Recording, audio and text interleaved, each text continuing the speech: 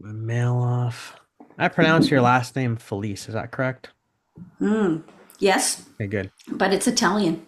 Ah, It's Felice, Felice. Got it. but everybody says Felice. There, perfect. Excellent. All right. Hey, everybody. Welcome back to the podcast. Today we're sitting down with a brand new guest. Her name is Michelle Felice, and she has written an amazing book called Throw Another Pebble on the Pile, One Woman's Leadership Journey in the Church. And so, Michelle, welcome to the podcast. It's great to have time with you. Yeah, thanks, Glenn. I feel like I already know you after years of listening to your podcast, so it's just great to actually finally have a face-to-face encounter with you. Well, a long overdue conversation on board for us. Exactly. Yeah. All right, so let's just jump right in. Your book is so good, and it's a memoir telling of your experience as a woman in and around church leadership. But Yeah. the book, and I was thinking about this morning, the book is really, it's obviously for women, of course, and women who find themselves being marginalized by the church due to various theologies, conservative things, patriarchy, all that kind of stuff. But it's also a book applicable to anybody, really, of any gender who has felt marginalized in some way in or by the church for various reasons. Like I was thinking of myself while reading the book, once my views on God started to change, and once I started to, deconstruct and rethink things, I went from, and you describe, like the male preachers in your book who are praised every Sunday for their great wisdom and their preaching abilities. And, even if I made a mistake, oh, Pastor, thank you so much for a wonderful sermon. Great word, Pastor, the line out the door.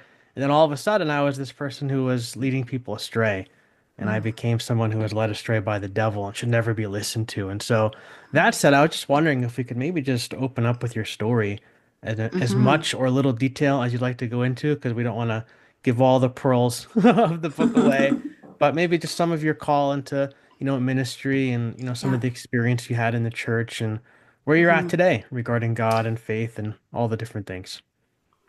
Well, I'm really glad that you really grasped onto the main concept of the book. I always say, even though this is memoir, it's really not about me. Yeah. I wrote it because it's about equality.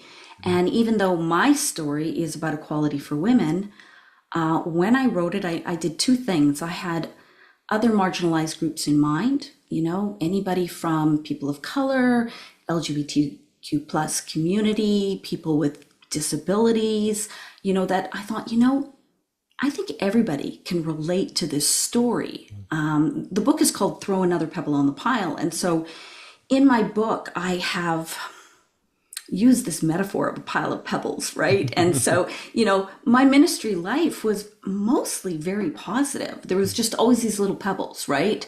Condescending word, being excluded from something. As my story goes on, it got to be more overt, and some of Mhm. those pebbles turned into boulders. But we just build up this pile. And what has been really neat since this book launched a few months ago is that I am hearing from people that have acknowledged their own pile of pebbles. Like I've been hearing from lots of female pastors, but I've also heard from women outside the church because I wrote the book to be accessible. Like if you've never been to church a day in your life, you can understand everything. Mhm.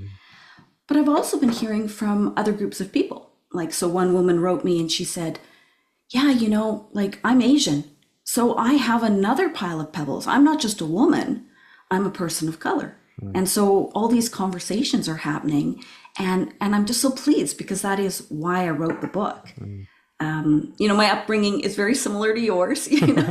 I'm from the west coast of Canada. I was brought up on Vancouver Island. Can't get any further west than that. And I grew up in a church that was the center of our family's world, and I believed that we were the ones that had the right way. I would call it a fundamental church, but mind you, I've been talking to people that are in that denomination now, and things are changing as well. So Mhm. that's always good news to hear. And when I graduated high school, most people from the island, especially back when I graduated, moved to Vancouver, the Mhm. big city. So I was over there for 35 years. And just 4 years ago, we came back to the island. But Mhm. so my book really covers the period of when I first moved to Vancouver, got married, had a couple of kids. and I was an X-ray tech. But then I was really involved in my church. And I really felt that nudge that I'd had since a kid, that I wanted to work in ministry, whatever that would be. And Mm. so my journey goes from, children's ministry director, then I went to seminary, then I became the associate pastor of the church. And then kind of the pivotal time in this book was our lead pastor left. And I was the interim lead pastor. No one had a problem with that. But my intent was to apply for the lead pastor role. And as far as I know, other than a woman back in the 1940s, I think I would have been the first lead pastor in our denomination, in our Baptist denomination. And so that's kind of when everything went crazy. Everything spiraled from there, right? Yeah, exactly. So what were some of the hurdles from there? Like when we Oh, talk about it spiraling, like what mhm, does that look like? Especially for people who maybe, grew up in a place where like a more non-denominational church maybe where women are just kind right. of accepted and things like that. Like what did that look like for you what were you grappling with? I would say for in the beginning years, especially when I was the children's director, perfectly acceptable job for a woman, right? You're just It would be just babysitting the little, kids. yeah, That's all you're doing. exactly. And, it would be just little things Hmm. like, being excluded from a conversation or not invited to a conference other people were invited to, or, going up and talking to a speaker at a conference and wanting to talk to him and him just turning and introducing me to his wife and walking away, stuff like that, that you just kind of, it's a little condescending, you put up with. Later on, when I became the associate pastor, which in our church, it was kind of like the person who takes care of everything if the Hmm. lead pastor is away. And I remember when I first became the associate, our lead pastor said to me, there's this great preaching conference coming in town and let's both go to it. And I'm like, oh, yeah, great. And so I signed up for it. And the administrator of the church where it was being hosted called me and he said, oh, I see you've signed up for this conference, but I think maybe you put your own name instead of your pastor's name. Mm. And I'm like, no, no, it's for me. And he explained, well, this is for people who are in leadership and, who preach regularly. And I started, to see what was happening here. And I kind of, I decided I was going to make him say it. I wasn't going to help him out. So, Say what you you got to know, say, man. yeah. Right. So finally he's like, oh, I'm truly sorry. You just can't come to this conference. It's only for men. Wow. And, that was kind of, I think, my first real shock of real overt, no, you're not welcome. Mm. There's other stories, and a lot of them are actually quite funny. When I did become the associate pastor at our church, our denomination had a big denominational meeting. Kind of everybody, all the churches from the province come down to Vancouver, and they have a presentation of new pastors. I was one of them. Hmm. And this man comes up to me afterwards, probably in his 50s, and he says, and he was so nice. And he was sincere. Like he really wanted to know. He said to me, I don't understand how a woman can be a pastor because women menstruate. I just didn't even know what to say. Like, what are you talking about, Okay. right? Right. It's a weird thing to And say anyway. it is, isn't it? To somebody you don't even know. Right. So I asked him to repeat the question, elaborate a little, and he was just concerned about, monthly mood swings and how could I conduct myself if I was subject to that kind of stuff. And so we had a decent conversation and I said, hey, men have emotions too. We all have to deal with Yeah, them mine and we fluctuate daily, so. exactly. And we go to work and we do our job, right? Yeah. So there's stuff like that. And then there's, near the kind of the end of my story or when everything started to go crazy, then things started to happen that I just truly never anticipated. Mm. I was called, this was when I was the interim lead pastor. And as far as I knew, no one had a problem with me doing that. And one of the elders, the leaders in our church, called me to meet him in my office, and I wasn't concerned. I didn't have anything to worry about, and I go there, and he says, "We have been approached by some people in the Oh church." boy. That's always the worst way to start off the conversation, right? And he said, "They say that when you are on the pulpit and you're preaching, you are shooting demonic looks at them." And I just started laughing because I'd never heard anything so ridiculous, right? Right. And then finally, he's like, "You got to stop laughing. We got to talk about this," because his real concern was what was going on with these people, Yeah, yeah, right? yeah. And it was really at that moment that it occurred to me, because of course that's ridiculous.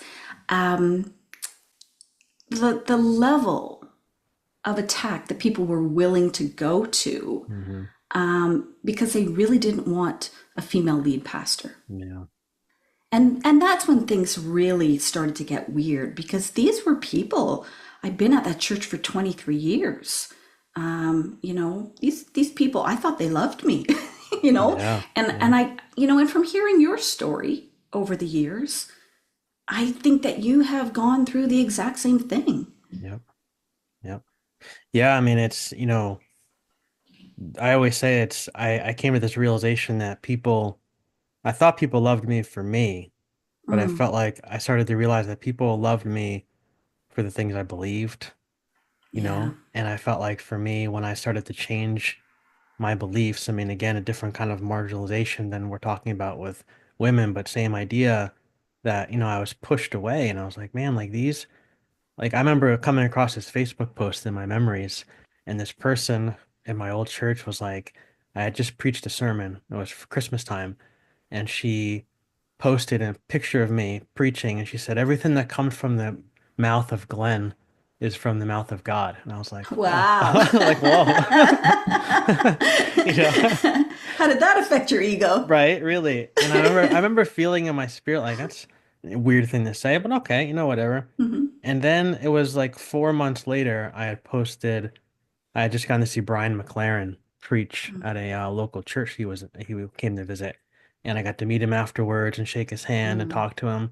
And I posted a picture of me and him and his book, and the same person commented on my Facebook post and said I was leading people astray. And she shared and said, "Don't listen to this person anymore, blah, blah, blah." And I was like, man, we're talking like 3 months difference here. Like 3 months ago, she was putting me on her shoulders and shouting hallelujah after the sermon. And now all of a sudden, here I am doing something, thinking I wasn't even really saying anything that was completely crazy, out of like Mm. crazy from in that world. It was just different, and I just was like attacked. And like you said, I didn't know what to do with that. It's very confusing. Wow. Yeah. You went very quickly from palm branches to crucifixion, didn't you? Really, exactly. Holy Week in a matter of a couple months there. It's very true. So yeah, the other thing too, I was thinking when I was reading your book, and you can relate to this experience, but in the church I grew up in, I did my internship in, we had a woman music director, and she was wonderful, wonderful person. When I was in Bible college, I took my first homiletics class and preaching class, and I was so nervous. I'll never forget that she came over to my house and sat with me at my kitchen table and helped me put my first sermon together. I'll never forget it. She brought all of her Wow. Bibles, all of her commentaries, and we put together this sermon of Jesus walking on the water and calming the storm and all the stuff. It was so much fun. And the lead pastor he retired, and she became the interim pastor, similar to yourself. And she also had her sights on becoming the senior pastor, because women were kind of allowed in this denomination, kind of not. It was still kind of iffy, but she was going for it. And all of a sudden, the people in the church who loved her very quickly came against her and tried to push her away.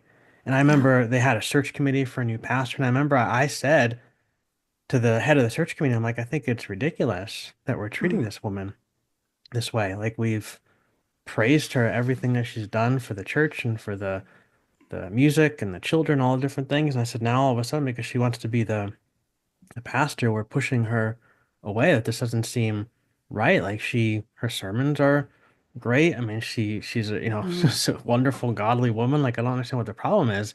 And this person's like, well, we need to have a man, be the pastor. And I was like, mm. man, like I remember that was like my first real life experience with that kind of marginalization, especially with someone who, again, was so loved and adored by the church, just pushed away. Yeah, I've been hearing people's stories, and I was on another podcast. It was two women, Mhm. and we were actually talking about prayer. So it was not an interview about my book. Mhm. But we get halfway through the interview, and I find out that the one podcaster who I'd never met before actually had wanted to be a pastor. She was interviewed in two different churches, and they Mhm. said, "Oh, we love you. We love you just as much as the male candidate that we also are interested in. But our church is just not ready for a female lead pastor." Mhm. And both times they went with the man. And so, she's just a woman in her probably 30s and going, "Oh, okay. I thought all the doors were opening for me to do this." Yeah. And they've just told me that they want me to. I spoke to a woman last week, Mhm. and she's not in a church, but she has very senior leadership, like second in command in an organization. Mhm. And she said twice while we were talking, she said, "I have never felt more equal than in any other workplace in here." Like, she just loved where she worked. Mhm. But then later on, as we're chatting, she said to me that she had been the acting president for 2 years. And when the job came up, she knew that they weren't going to accept her as president. And at that point, with everything else on her plate, she wasn't really ready to fight for it. Mhm. And so I had emailed her back and I said, "Well, that's really interesting because your story is just like mine. Loved and accepted up to a certain point, Mhm. as long as Right. you know your place." Right. Step out of And line and we're not gonna, yeah, right. there's only so high you can go. Right. And and I said, "But you said it was a place where you felt so equal. But here you said you couldn't have this particular job." And so she emailed me back and she said, "Wow, thanks for challenging me on that." Mm. She goes, "Maybe." And I thought this was a great line. She's like, "Maybe I don't even really know what equal means or what Yeah. it feels like." And I Mm. thought, wow, that's not just women's stories or even like for yourself, Yeah. like I'm thinking, I know we pick on the white male a lot, but Mhm. you could be the young man Yep. or a man of lower economic status. And Yep. so we have this ideal of equality, and we Mhm. know that that's how God wants us to treat each other. Yep. But in reality, probably almost everybody feels marginalization to some point. Yep. And this is why I love story. There's a lot of great books out there that talk about, give theology and history, why women should be allowed to be pastors. Mhm. I wanted to write my book to show how ideas, philosophies, doctrines actually affect real human lives, Yeah. right? Yep. So we have ideas, and like you said, those people that kind of turned on you in a 3-month period, Yep. people love ideas. And we feel connected to people who have the same ideas as us. But when that changes, like that is why, and I know I told you this before, but it still sticks with me. I loved your post on the Good Samaritan. Mm. I have heard many modern renditions of who the Good Samaritan is in Got our me in some times, trouble. right? Right. But this is the first time I've heard of imagining that the Good Samaritan is the person that has different political views than yourself. Mm. And I'm like, oh, that is so good because it Mm. is so relevant in our times, Yeah. right? Yeah. And if we truly love people, we have to accept that they're going to think differently than us. I That's right. mean, diversity is a good thing, Yeah, I that's right. believe. Yep. Yeah. That's right. Yeah, I think going off of that, I've been thinking a lot, obviously, about this and with that post and stuff. But Jesus went to the marginalized people. right? Whether it was Yes. the women, the lepers, Gentiles, whatever, whoever is being marginalized by the political or religious world, like Jesus went to them. And Yeah. it seemed like he tried to build a world where the margins were erased and where everyone, the marginalized and the ones doing the marginalization, were brought together. Like there was a sense of oneness. But what I found in my journey that's been so striking, this is where I'm wrestling with today, is, and these thoughts are still very unstructured as I'm pondering them, but the church that was founded in the name of Jesus, conservative and progressive alike, a lot of times seems to thrive on marginalizing someone, right? Hmm. And it's almost like we're drawn to people who marginalize and outcast the same people we do. When I stood on Yes. the right, we pushed away the LGBTQ people. We held women down from leadership positions. We hated the Democrats. Obama's the Antichrist. We marginalized people and we outcast these people.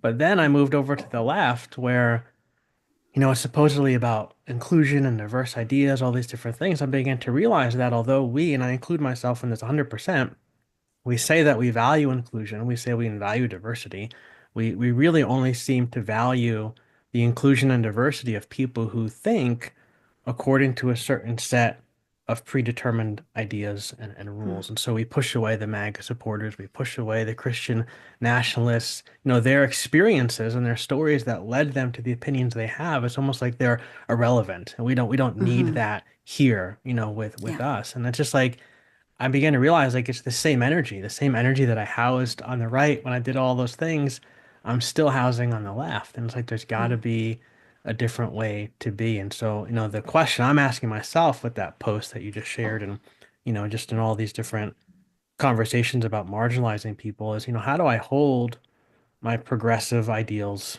differently? And how do I Hmm. hold them in a way that widens, that erases margins instead of widening them?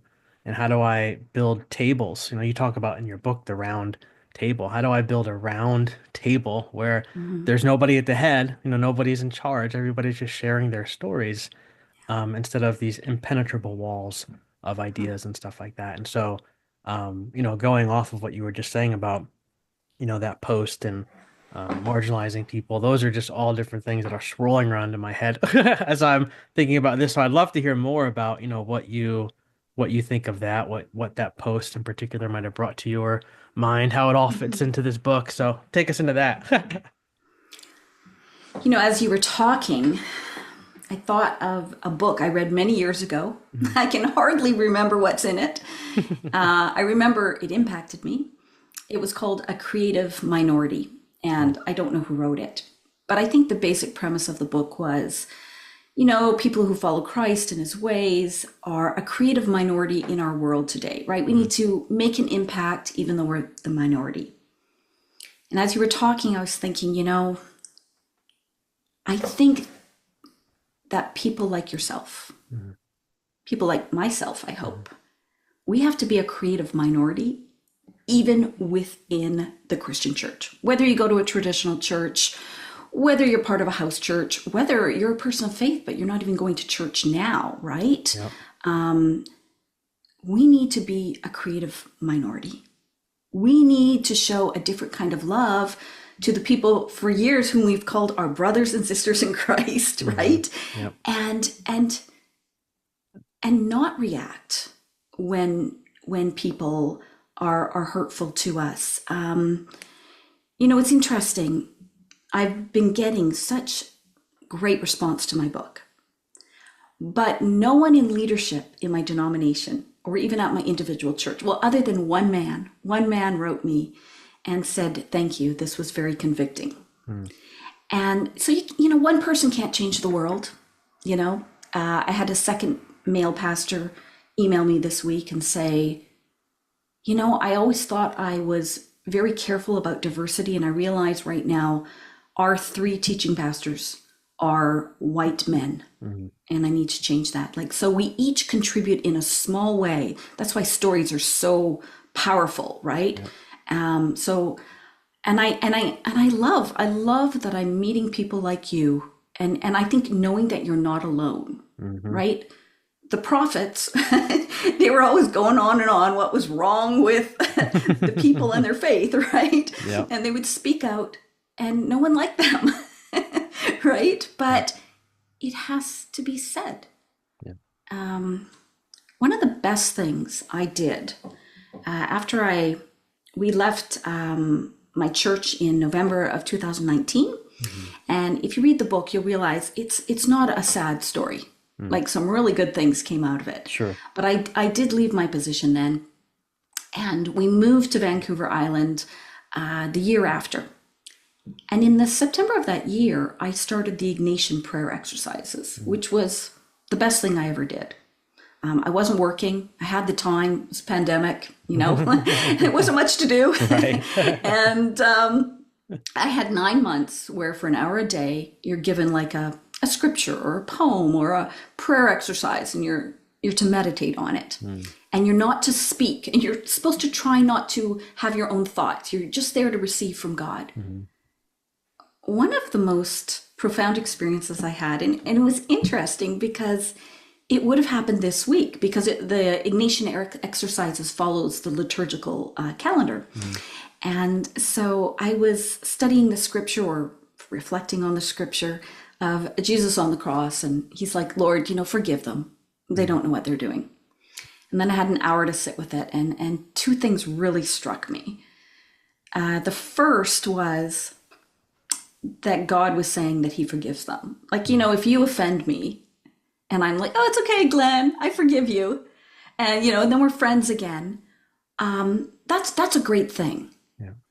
But when God himself, if you believe Jesus to be, the Christ incarnated here, if God himself says, forgive them, I forgive them, I'm like, wow, that's huge.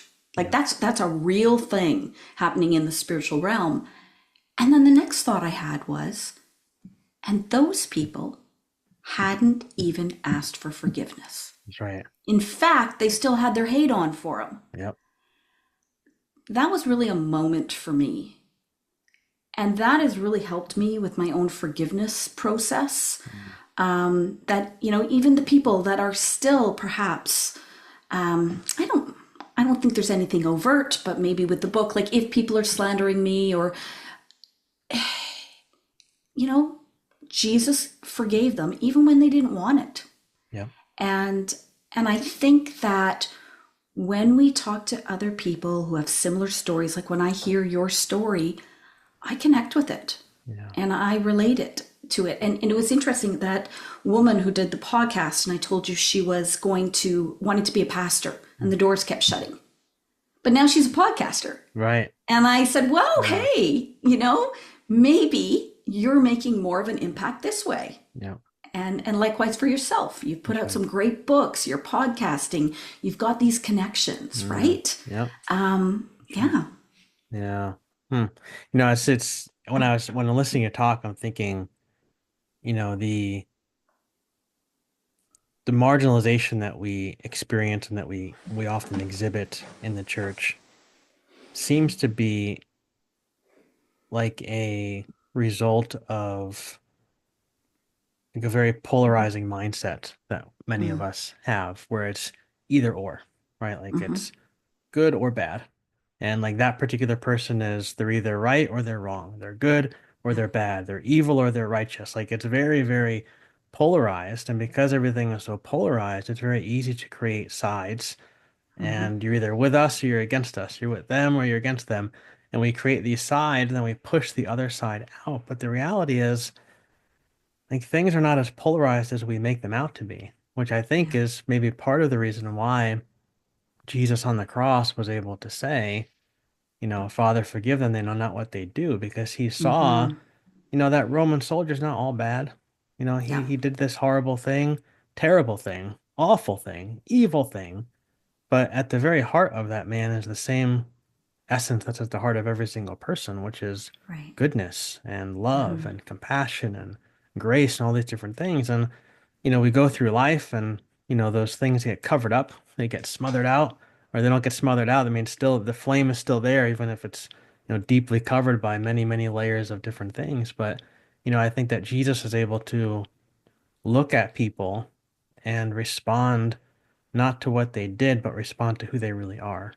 And I think that there's power in that. And I think that that's a really hard thing for us to do, especially in these times. But like, that's what I've been trying to carry into my world is, if I come across somebody who has different political beliefs than me or whatever it might be, to look at that person and realize, like you said about story, that they have a story. They have experiences that led them to this place that they're in.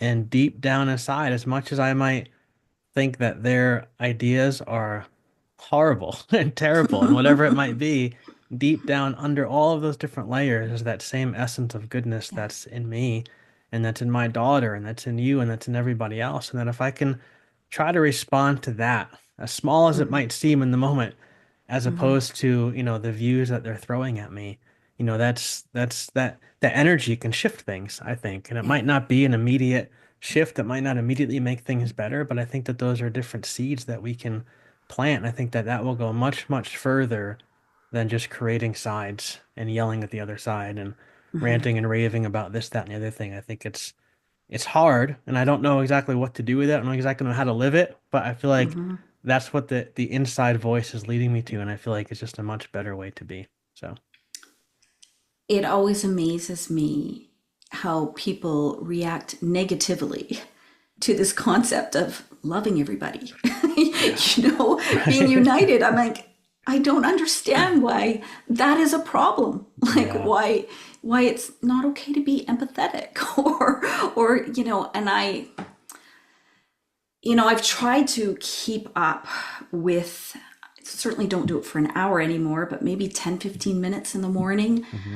of just meditating Hmm. in the morning, maybe after I've read the Bible or a book that I'm reading. Because if you can kind of step out of it and look down at your situation kind of with a bird's eye view, um, it just helps. Because, Yeah. like you said, everybody has a story. We are, like in my own story, like I've had a couple of people with the book say, "Oh, I'm glad you got that off your chest," or "I hope you've healed now that you've written the book." And I've said, "Oh no, I healed before I wrote the book. I'm in a good place. I Yeah. didn't need that to hurt anybody. I wrote it to help others." Hmm. And so you get healed on one thing, and then the next thing comes, right? Right. Like it's called life. Yep. And and it's interesting because in my own family there is a struggle right now with not my husband, not my immediate family, but Hmm. there's somebody with patriarchal values, Hmm. and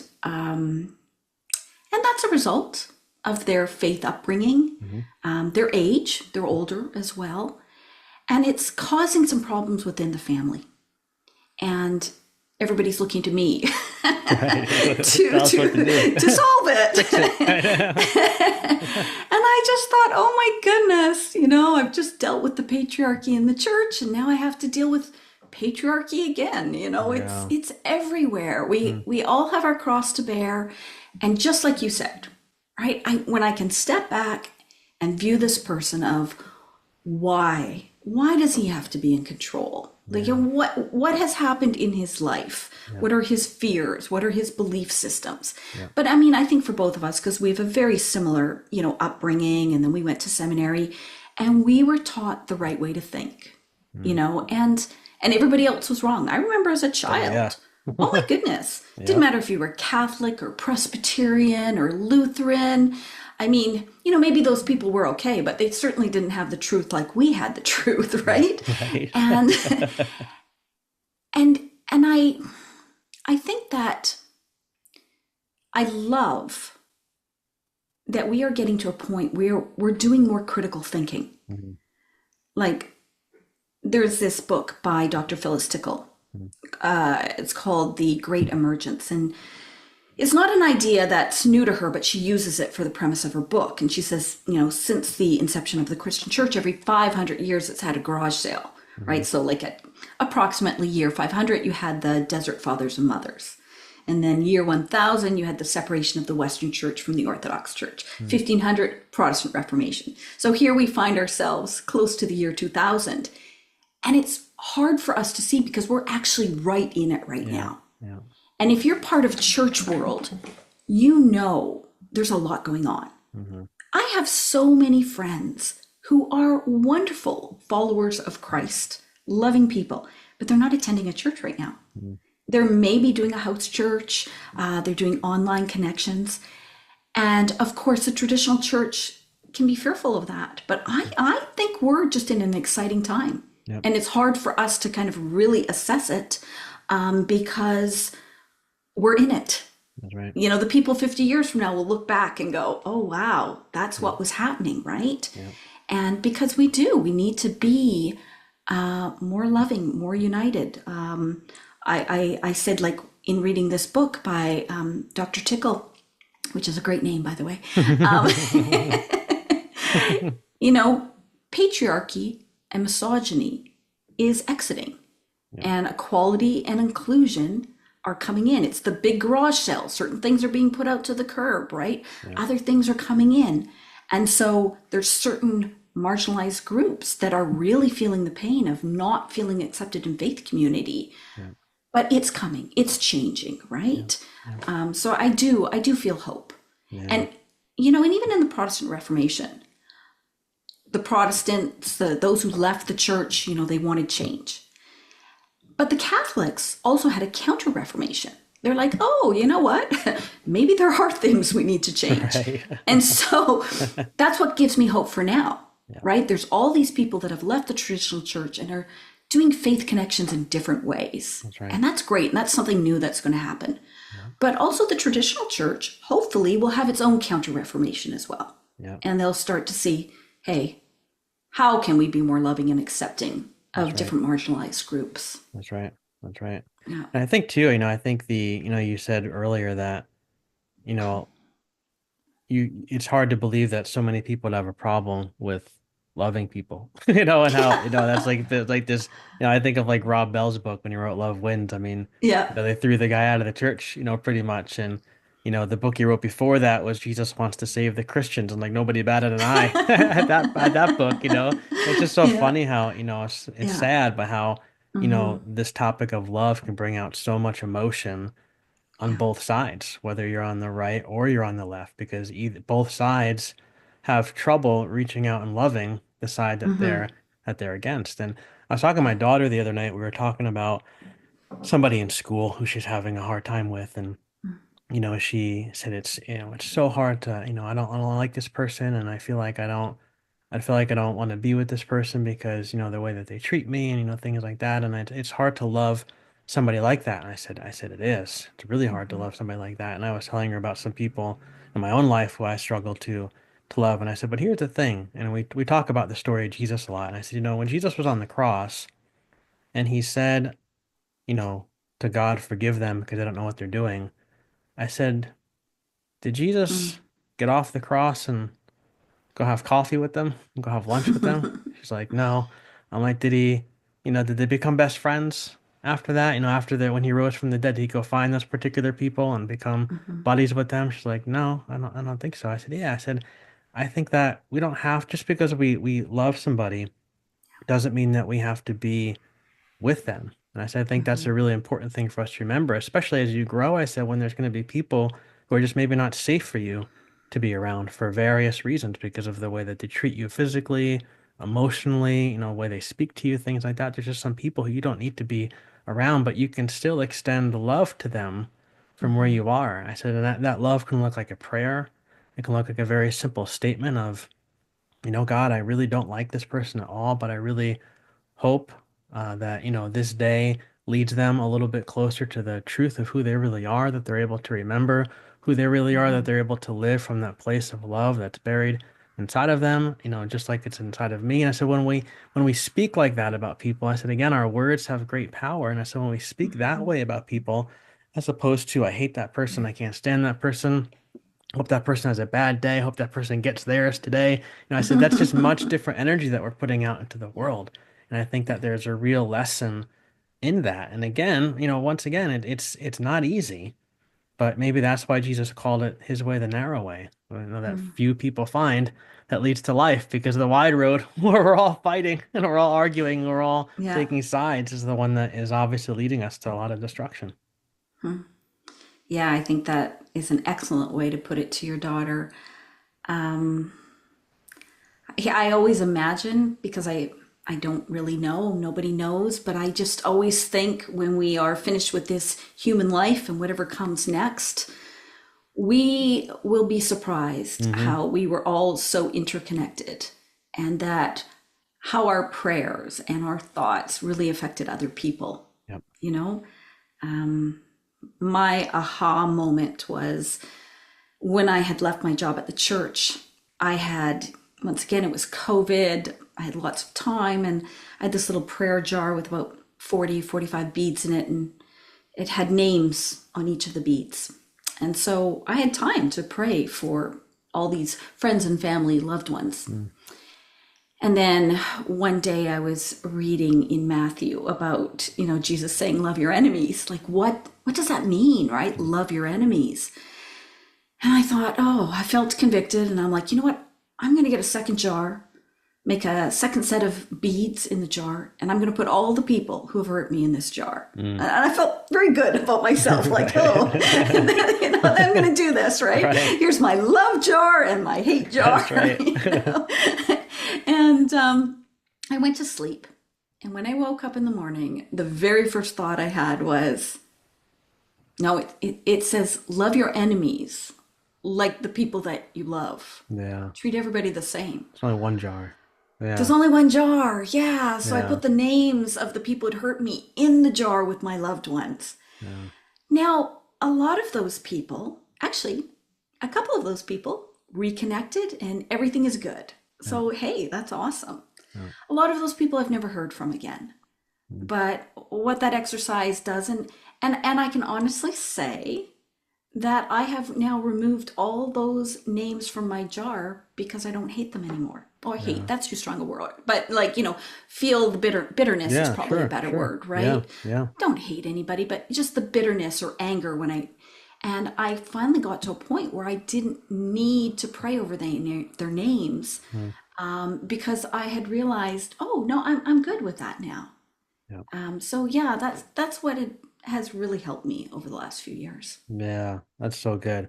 All right. Last question for you. Where are you these days with God? Mm, Like, what is, because you're not in church leadership, you're not doing yeah. the thing that you once felt so called to do, but yet Yeah. you're still doing very ministry-like things. So maybe just talk to us about what that looks like for you. Yeah. I mean, it's hard to imagine not being part of a traditional church. Hmm. When we left my church, I guess it was November 2019, we started actually a house church. Mm. And it was great because people came who would never go to church, or maybe their partners didn't want to come to church. And we're like, oh, this will be great. Of course, we started it. I think it was like March 2020, just when the pandemic hit. So we slowly moved from, having meals together to having to eat outside, Yeah. and then eventually we had to drop the meals and then close down altogether. But it was a really impactful experience for me. Mm. And, never say never.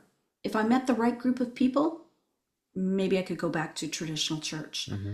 But I loved being able to meet with people over a meal, and everybody had the freedom, regardless of what they believed, to talk about things.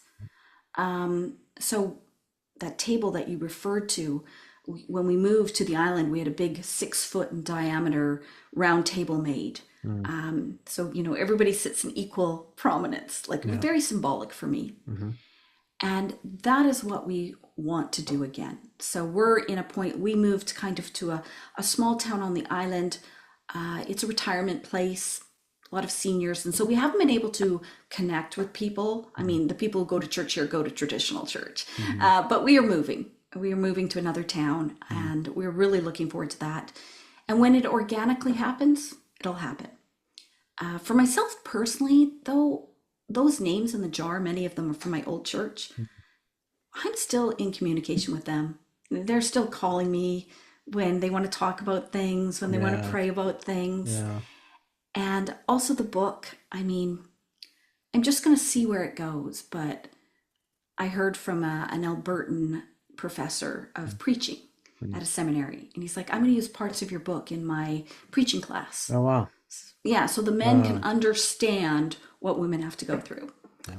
And I've got two other seminary, I don't know how they're finding out about the book. I think it's just word of mouth, but two other seminary professors Mm. that have reached out to me. I've now been invited to be on a focus group for a woman who's doing her PhD Wow. on the topic of women and the evangelical church. Mm. So I'm finding with the book, it's almost like a part-time job. Right. I yesterday I was down just cleaning out the house that we're about to move into, Yeah. and this woman from Iowa reached out to me, Of all places, and Iowa. yeah, and we, off and on because I was cleaning and she was Yeah. doing whatever, but on Facebook Messenger we chatted all day, Wow. and I am just loving. I mean, the pastor's heart in me is just loving that, Yeah. connecting with people, Wow. um, you know, and I have found that these last 4 years have been so fantastic for my spiritual growth. I did the Ignatian prayer exercises. I have followed your podcast, the what if. Like, that's what I love. You're willing to be curious.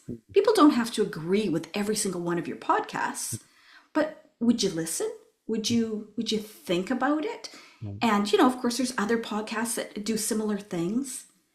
I mean, near the very end of my tenure as the interim lead pastor, I was really excited. I was going to do a sermon series, Mm. and it was called "But the Bible Says." Oh, I like And that. That's good. the Bible says. Yeah. And each week I was going to present three views on a doctrine. And, so, one week it was going to be on creation. So some people believe, it happened 6,000 years ago in Mm. 6 days.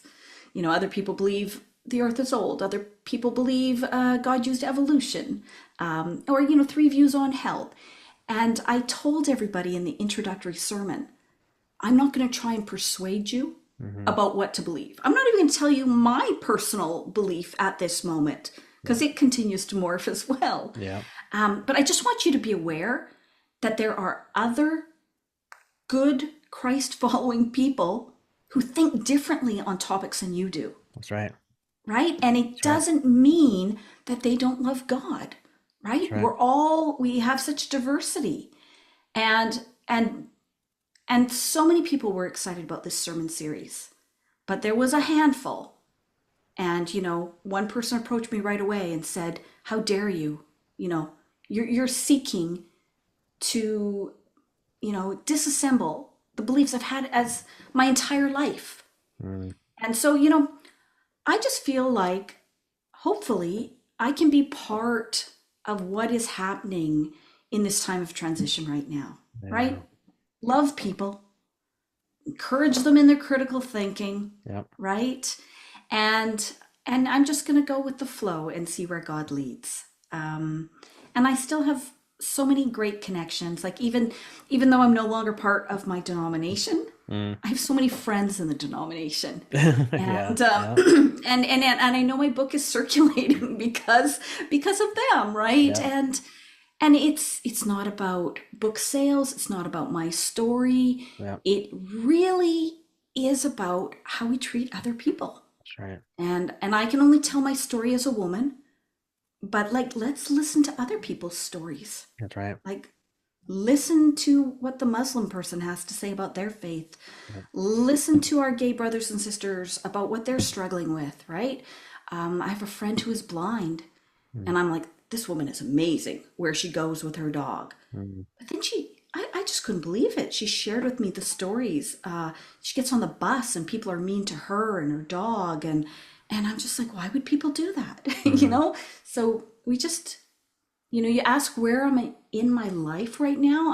I'm telling my story, and I am trying to love people best I can. Yeah. And just when I thought I had healed all the pain from my church experience, Mm. then of course I have a new difficult situation, which I referred to in my greater family, where Yeah. guess what? I have to learn to love again Yeah. people who think differently than me, Yeah. right? Yeah. And I have Yeah. to step back and go, okay, Hmm. um, God has me on a new journey right now. And what does that look like? And am I willing to follow it? That's right. Yeah, I feel like this new layer of my journey is about, and you spoke about it, it's just about curiosity about other Mm-hmm. people's stories. And I think that, that symbol of the round table is so genius because, like we said, there is nobody at the head of the table, and it forces you to realize that we're all on equal playing ground, Mm-hmm. we're all on an equal level. And I Yeah. think, my podcast started out as really geared towards, the evangelical crowd of, what if there's ways to think about these things that are different than the way that we were raised. And so we were Yeah. really going after the deconstruction type stuff. But then it kind of evolved to this place of, well, what if there's even more ways to think beyond just that? Mm-hmm. What if, okay, we've deconstructed, we've gotten rid of hell or whatever it might be, but what if there's even more ways to think about these kind of things? And so that's when I started to invite all these other kind of people on the show because I was genuinely interested to hear their perspective on some of these topics and just their life and their faith and things. I can remember I had somebody reach out to me and say, I listened to this episode with so and so, and they said something that you clearly don't believe. And I'm like, yeah. And they said, well, you didn't push back at all. Like you just let them Mm-hmm. talk. I was like, well, that's the whole point. And they're like, well, what do you mean? I was like, well, I said, I'm not, the podcast doesn't exist to debate people who think differently than me. I said, if you want that kind of podcast, there's plenty of them out there where people go back and Right. forth and it's wonderful. I said, but for me, what I'm challenging myself to do is to ask one more question. So like to just sit and listen to their story and instead of pushing back on something they say, ask another question of how they came Mm-hmm. to that place, and I said just get to know their story a little bit more. I said because I think there's a lot of power in that. And so that's kind of what I'm taking into this new layer of my life is just that idea of curiosity and just asking one more question. That's like my motto. Ask one more question before you open up your Mm-hmm. mouth and say Yeah. something. Yeah. Ask one more question of the person in front of you who might think differently than you Mm-hmm. and see where that might Mm-hmm. lead. And Yeah. there's the last thing I'll say. Recently read a book called Outraged, and it's talking about how in our culture we get so outraged about everything, whatever it might be, especially with social media. And the guy told this story, and I was fascinated by this. He told the story of a black man, older black man, who lived in a community with a lot of people from the KKK. Mm-hmm. And he took it upon himself, put himself in a rather uncomfortable, dangerous position where he invited members of the KKK in this town to go out with him for coffee or lunch, whatever. And he said, I said to them up front, I'm not there to argue with you. I said, I just want to know your story. You're a human, and I would love to know your story, not about how you got to where you are, just your story. And so he took these people out one by one and got to know them and their families' names and their upbringing and their stories. And they started to ask him about his story. And he said, some people might have, changed their viewpoints. Other people might not have, but he said something changed in the community because there was stories being told, and he said it helped us see each other as more human, whereas, our particular sides tend to see the other side as not human. And he said, so Mm-hmm. something powerful happened in the atmosphere of our community just by having those kinds of conversations. Even if people didn't exactly change, something else changed that was much deeper than that. So. That's what your That's work reminds me of. and that's an incredible story. When you were sharing it, I kind of thought it was interesting that it was the man who was marginalized Right. who did the reaching out in love, That's right. right? Yeah. Wouldn't it be amazing that those of us who have strong convictions of things like I know it's this way, we would reach out to people who are being marginalized That's right. and say, can you share the story? Because it's the people who have the power. That's right. But also, I think stories have power Yep. because, like, even with your podcast, you might ask a question, what if? And people go, oh my goodness, I've never heard that before. Mm. And there's this visceral reaction to the content of your podcast that day. But then you know what? They read it in a book. They hear it in another story. And then all of a sudden, that idea isn't so strange anymore. That's right. And they start to hear, oh, okay, it's not just one person. Right. There's lots of people that think this way. Yep. Yeah. So good. Michelle, we're just about out of time, but this has been a lot of fun. I appreciate you and your time and your work. Thank you. No, thank you so much for having me on, and I've just loved engaging with you today. I really Thank you. appreciate it. And real quick, where do you want to direct people to go to find you online Oh, or any place you want to send us to? sure. I've got a website, Hmm. throwanotherpebble.com. You can find me on Facebook under my name or Instagram with Michelle.a.felice. I had to put my middle initial in there, but happy to talk to anybody if you reach out to me any of those ways. And also lists all the places you can get the book. Excellent. Well, I'll put all the links in the show notes and we'll do it again. Oh, thank you, Glenn. Have a great Thank you. day. You too. Bye bye.